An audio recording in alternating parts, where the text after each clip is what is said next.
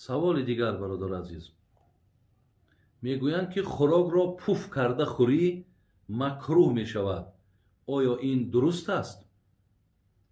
یعنی برادران عزیز، اگر در خوراک یا در آبی که می نوشیم وقتی پوف میکنی، مقصد همین را میگن که خوردنش نادرست است. آیا همین حقیقت داره یا نه؟ برادران عزیز و گرامی،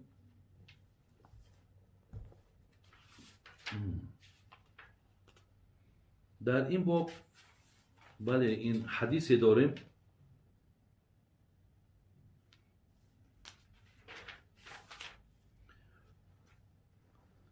عن ابن عباس رضی الله عنهما ان النبی صلی الله علیه و سلم نهى ان يتنفس في الاناء او ينفخ فيه رواه الترمذی و قال حدیث حسن صحیح. ابن عباس برادران عزیز رضی الله عنهما از پیامبر ما گفتن که پیامبر ما نهی کردن این که یتنفس فی الاناء او ینفخ فیه، یعنی نهی کردن رسول اکرم صلی الله علیه و سلم از انمون گوییم پوف کردنی در خوراک یا پوف کردنی در آب. از این نهی کردن که یعنی این کار شما انجام ندهید. اگر برادران عزیز و گرامی، من به شرطی که نمین ظرف آب است گرمه، اگر من میره پوف کنم، اگر به شرط خودم تنها میخوردگی باشم انشالله یکان زیان ندارد. لیکن از بس که شاید همین پوفی که من میکنم همو شمالی که دهانی من میبراید یا آبی که از دهانی من میبراید در همین ظرف سبب یگان زیان و بیماری دیگرها که شود، به این خاطر پیامبر را من کردن که این کار اگر به شرط از این بسیاری می نوشیدگی باشیم باید نکنیم. لیکن تنها باشم برای مثال خنک شیدنش هیچی باکی ندارد که من پوف کنم، یعنی تنها که خودم می نوشم دیگر هر زیان و ضرری هم که باشد بر خود من برای دیگران نیست. ولی پیامبر از صلی الله علیه و سلم از خوردن خوراکی یعنی گرمی که دهن ما یا شکم ما میسوزاند، از این هم پیامبر من کرده است. به این خاطر یک کمی همون آبی ما یا خوراکی ما همون قدری شود که مقصد ما خوردش توانیم، نه خنک شود نه گرمی بد باشد، همون میانه باشد خوریم، هم برای سلامتی ما خوبه، هم دیگر از پوف کردن از اینا هم دیگر نیازی نداره. برادر عزیز، من وقتی گپ در سر همین طعام رفت، میخوام در اینجا یک چند حدیثایی هست که در باب طعام آمدگیان. من برای شما یورا یک باره انا گوش زد کنم، زیرا که اینها هم اگر چند یکی سوال درگیر این نبود، من سوال برای شما جواب گفتم، ولی البته در روزهای روزمرتون حدیثهای پیامبر است، برای ما و شما منفعت زیاد دارد. از حدیث متفق علیه است عن عمر ابن ابی سلمه رضی الله عنهما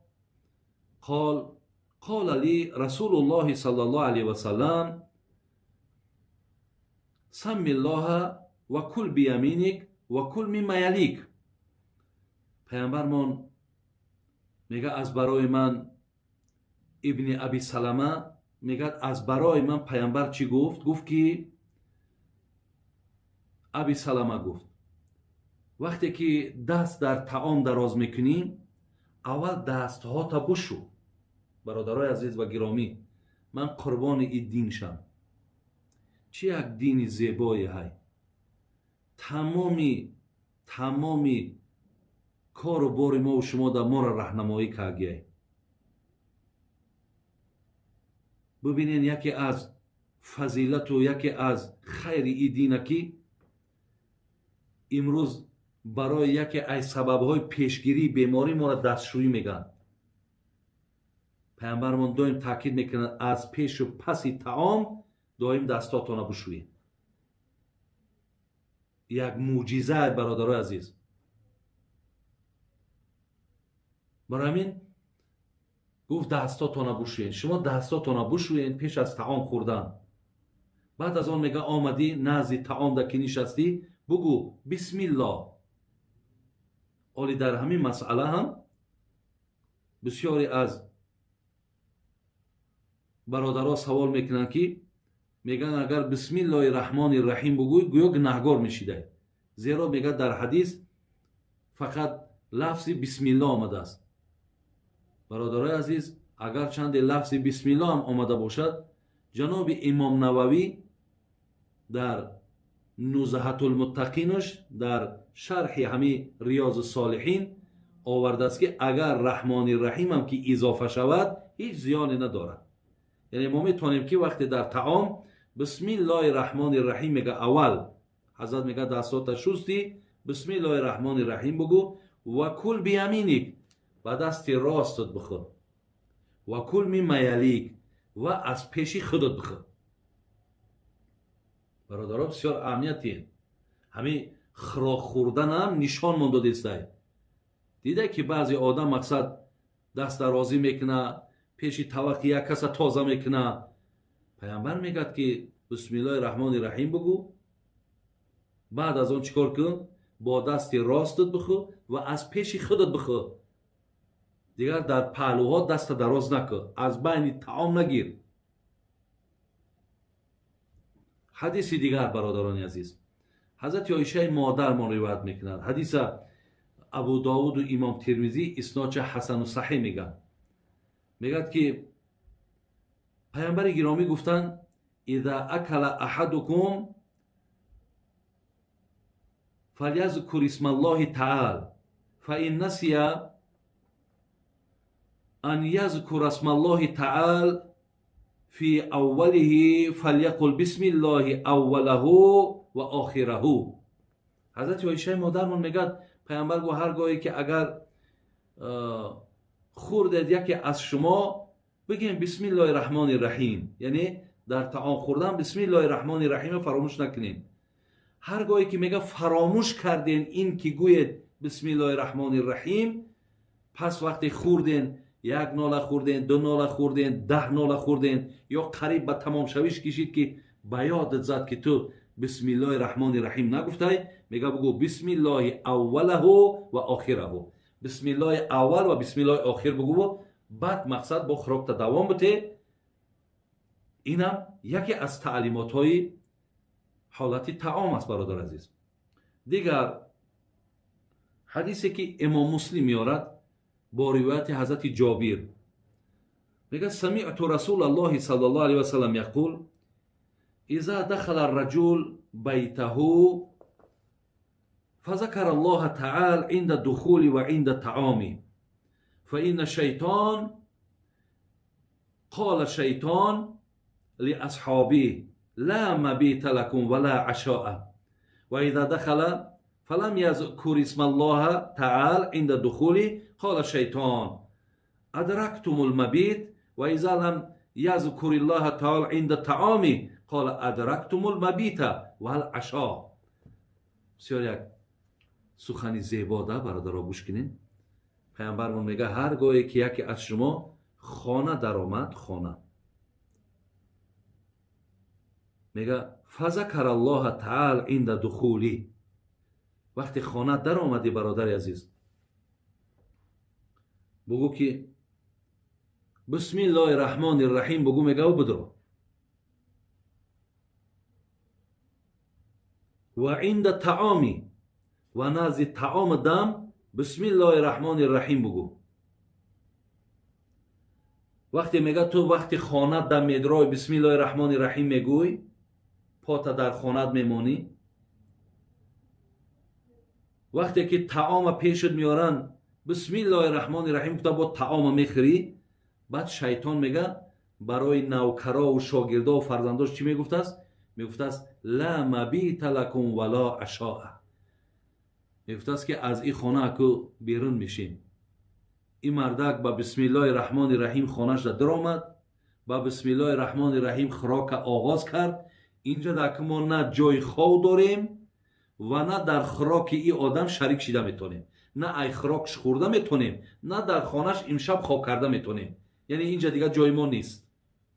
با دقت باشید. و هر گاهی که میگه داخل شد خانه و لیکن بسم الله الرحمن الرحیم نگفت. قال شیطان، در حال میگه شیطان چی میگه؟ ادرکتم المبیت، خرسند باشید میگه شاگرداشا، جای خواب ما نیافتیم. با یک ترک بسم الله الرحمن الرحیم برادر عزیز الکی برای شیطان خانه مهمان خانه کردی، الکی برای جای خواب دادی. در دوامش گفت و هرگاهی که وقتی طعامش آوردن بسم الله الرحمن الرحیم نگفت، بعد اینجا با خرسندی شادی شیطان میگه فرا میگیره، خرسند میشود. برای چی؟ میگه ادرکتم المبیت والعشا، اکو وقتاتون خوش باشه که این مردک در آمد نه بسم الله داشت، نه نزد طعام دا بسم الله داشت. اکو ما هم جای خواب یافتیم و هم امشب مقصد شکمبکامون سیر ای حساب همین خوراکی که پیش همیده هست دیگه به حضور مقصد اینجا را برای خودمان جای انتخاب میکنیم. وقتی اینها اگر در خانه ما و تو باشن برادرای عزیز، دانین که در این خانه بدبختی ای، دانین که در این خانه نافهمی ای، دانین که در این خانه جنجال ای، دانین که در این خانه طلاق ای، دانین که در این خانه عاق کردن ای، ببینید دانین که در این خانه غضب خدا ای. برای همین بسیار در این مسئله با احتیاط باشین که ما نگذاریم شیطانه که این دشمنی ما هست. خدا میگه انه لکم عدو مبین، دشمنی آشکارای شما هست، برای اینها جای نتین. برای چی پیامبر نازنین میگه در خانه دائم سوره بقره را مانین تا شیطان داخل نشود؟ این داخل کشید در بین ما و تو دیگر جنجال می اندازه، فکرهای ما و شما را دیگر عوض میکنه. قدم ناپاکی در خانه ما و تو بسیار بدبختی میاره. تعلیمات پیامبر برادرای عزیز به یادتان بگیرین که خانه دا که داخل شدی و بسم الله الرحمن الرحیمت باید باشه. طعام در پیشت ماندن، بسم الله الرحمن الرحیمت باید باشه. حتی ما بین میگه پیامبر ما گفته است که حضرت انس میگه حدیث امام ترمذی ای، قال علی رسول الله، میگه حضرت انس هم میدونه که 10 سال خاندان پیامبر ده بود، پیامبر بسیار دوستش میداشت. میگه برای ما چی گفت؟ گفت یا بنیه، ای فرزندک من، اذا دخلت علی اهلک فسلم یکن برکتا علیک و علی اهل بیتک.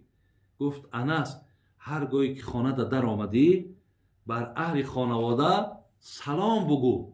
ببین وقتی من میدرم بسم الله الرحمن الرحیم میگم، بر اهل خانوادم چیکار میکنم؟ میگم السلام علیکم و رحمت الله و برکاته. میگه یکون برکتا لک و علی اهلک.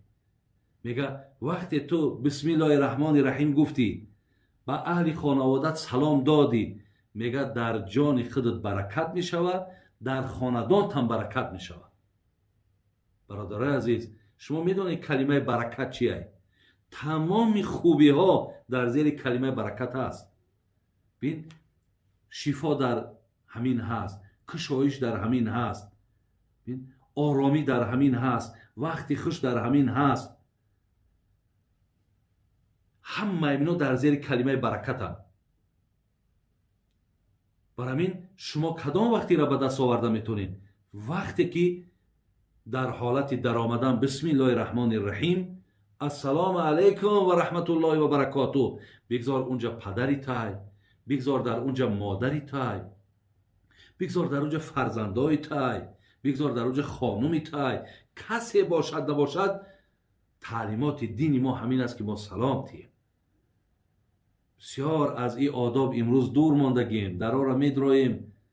ممکن حقارت کرده بدرویم، ممکن در شت زده بدرویم، ممکن وارد همین خانه شدیم و اهل خانواده را حقارت کنیم. دیگر این تمیز، این اخلاق، این خصلت رذیله و حیوانی تو را به یگان دیگر ترازوی دنیا چین کرده نمی شود، وزن کرده نمی شود. آدم که پاشه در خانه که مان، بسم الله الرحمن الرحیم، السلام علیکم و رحمت الله و حالتان خوبه؟ چه حال دارین؟ وقتاتان خوشه یا خیر؟ بهترین؟ همه تینجای؟ باید سخنهای زیبا وارد خانه شد. تعلیمات دین من همیه، تعلیمات اسلام من همیه.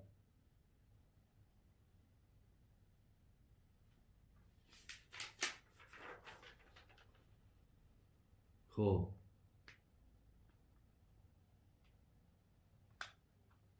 دوامی همون حدیث های طعام. حضرت معاذ ابن انس رضی الله عنه میگه قال رسول الله صلی الله علیه وسلم من اکل طعاما، وقتی که میگه طعام خوردیم، فقال الحمد لله الذي اطعمني هذا ورزقني من غير حول مني ولا قوه غفر له ما تقدم من ذنبه رواه ابو داود و ترمذی و قال حدیث حسن. برادرای عزیز، حضرت معاذ ابن انس میگه که پیامبر ما گفت که هرگاه طعام خوردی بود کردی، بعد از آن باید که شکرگزاری شکنی کو. دعاش میگه یاد بگی، انمی دعا را یاد بگیر. انمی چیزی که از من میگم ببینید که کسی اگر امی کلمات میگه غفر له ما تقدم من ذنبی، تمام گناهات خداوند بعد آنه که ببین این نعمت دین بین، این مهربانی خدا را ببین، شکم به سیر می شود. همین دو کلمه را میگوی، بعد همون شکم سیر خداوند میگه با گناهات هم میبخشم اگر همین کلمه را بگوی. همین کلمه یعنی چیان؟ الحمد لله الذي اطعمني هذا ورزقني من غیر حول مني ولا قوه. اینم قدر گفت الحمد لله الذي اطعمني هذا ورزقني من غیر حول مني ولا قوه. یعنی معناش چیه؟ شما میتونید با تاجیکی هم بگین که حمد و ستایش پروردگاری را که از این طعامهایی که در پیش من بود مرا سیر کنانید، شکمی مرا سیر کرد، شکمی مرا پر کرد از این طعامی که در پیشم بود. یکم. دو و رزقنی من غیر حول منی، و خدایا پیدا کردن این نعمت هایی که در بالای دسترخوان است، اگر چنده که اینها را منم که آورده باشم، ولی این از توانایی من نیست، این عطای تو است، این دادگی تو است. من قدرت اینها را آوردن و پیدا کردن ندارم، همه این به شرافت تو است ای پروردگار. ولا قوه، این از قوت من، از توانایی من نیست. همین کلمه را بگو، الله مهربان چیکار میکند؟ گناهات هم میبخشد. خدایا مقصد شکر گزارید میکنم که از این نوش نعمت سیرم کردی و این نوش نعمت بالای دسترخوان من قوت من نه، دانش من نه، بلکه بزرگی تو، بلکه کمک تو، بلکه یاردم تو بالای دسترخوان من آورد. میگه همین را بگو، الله مهربان گناهات مغفرت میکنه. حدیث دیگر باز در همین باب من برای شما گویم، اینها لازمه.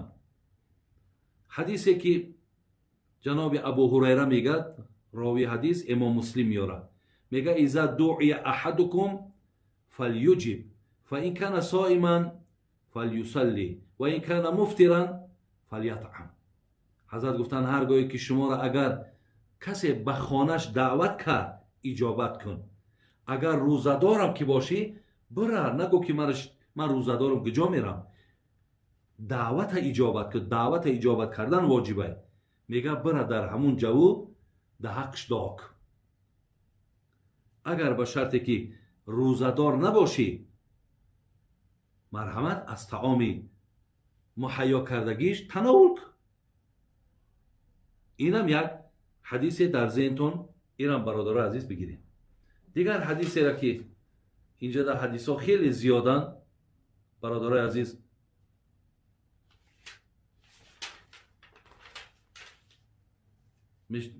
من برای شما خیلی مختصر بگم. اذا اکل احدكم طعاما فلا ينفع اصابعه حتى يلعقها او یلعقها. پیامبر میگه هرگاهی که یکی از شما طعام خوردین، دست هاتون میگه در مقصد کاغذ دسترخوان پلاتینسای نشکین. میگه چیکار کنین؟ میگه همو انگشتاتون بلیسین. ببینید انگشتا را بلیسین. حاضر میگه سبب شد. حضرت جابر حدیث دیگر میارد، امام مسلم میگه امر بلعق الاصابع و صحفه و قال انکم لا تدرون فی ای طعامکم البرکه. میگه پیامبر گفت که انگشتاتون را بلیسین، طبق یا هم ظرفی را که اوقات چه خوردین، خوراک چه خوردین و هم بلیسین، تازه کنین، زیرا شما نمیدونید که برکت یعنی طعام در همون ظرف یا در انگشتاتون. یعنی ممکن همون برکت اگر در همین دست باشه، ما با کاغذ میشکیم یا با دستمال میمالیم میپرتاییمش، یعنی از برکت طعام ما خودمون رو محروم میکنیم. برای این انگشتات هم میگه بلیس، ظرف هم بلیس، تازه که زیرا که تو نمیدانی که برکت طعام در کجایه. و شاعران میگفتن از آن روزی که دنیا را بنا کردن، ثواب کاسلیسان را جدا کردن. یعنی کاسلیسی هم و خودش ثواب داره برادران. برای همین شما انگشتاتون ببین، برای همین وقتی که دستا را که تازه شستین دیگه میتونین که مثال انگشتاتون، یعنی تاب دیگه خیره نمیشه انگشتی خودت. پیامبر میگه بلیس انگشتت. بعضی آدم نلیسیدنش ایروی تکبریشه. بعضی ها تکبرن که حتی گویا همین قد تابش نازکه که همه انگشت لیسیدن ده، یعنی بین که گردنش یاری نمیته. لیکن توکلی و به خدا برادران، شما از سنت پیامبر پیروی کنید، انگشتاتون رو بلیسین. از وقتش همین مردم تاجیکی ما انگشت میلیسیدن، ای وقتش طبق میلیسیدن. حتی یاد دارم بعد لیسیدن با کمی آب یا چای میریختن، چقه میکردن، همون را رنگی که طبق شستگی بود. این نغمه های امروز دست شکی و مقصد کاغذ شکی اینها نبودن برادر عزیز. بین همونها با همین حدیث پیامبر نازنینمان اونها عملی میکرده. برای همین این هم در ذهنتون بگیرین. دیگر چیزی که در همین باب طعام آمده است، میگه حضرت کعب ابن مالک میگه، حدیث مسلمه، میگه رأیت رسول الله صلی الله علیه و سلم یاکل بثلاث اصابع فاذا فرغ لایقها. حضرت کعب ابن مالک میگه دیدم که پیامبر با 3 انگشتش میخورد. یعنی خوردن پیامبر با 3 انگشت، یعنی 3 انگشت قطع میخوردن برای که کمتر بگیرن. یعنی ببینید چقدر بگیم مکامو بسیار با یک مدنیت بلند 3 انگشت قطع میگرفتن میخوردن، سراستیمه نمیخوردن. تمام انگشتاشون مثال در طعام جا نمیکردن. وقتی میگه تمام میکردن، انگشتاش حضرت خودش میلیسید است. اینم در باب مثال همین طعام شما مقصد به یادتون بگیرین. آخران حدیثی را که میخوام خانم اینجا در از جناب سلمه ابن اکوع امام مسلم یاره، حدیث 613، حدیث 159 و 613 امام مسلم دمیه. میگد که ان رجلا اکل عند رسول الله صلی الله علیه و سلم بشمالی. یک نفر میگه با دست چپش میخورد. ما در ابتدا گفتیم که طعام با دست راست بخوری. پیامبر ما گفته است از پیشت بخور. انا میگه یک مرد دید پیامبر ما که با دست چپش میخورد. فقال کل بیامینی. گفته بنده خدا با دست راستت بخور. قال لا استطيع، گو نمیتونم. پیامبر میگه لستطعت، گفت هرگز نتانی. ما منعه الا الكبر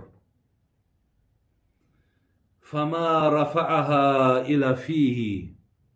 برادرای عزیز، وقتی پیامبر گفتش که به دست راستت بخور، گفت نمیتونم خورده. حضرت گفت هرگز نتانی. میگم میدونی برای چی این دعای بده کردش؟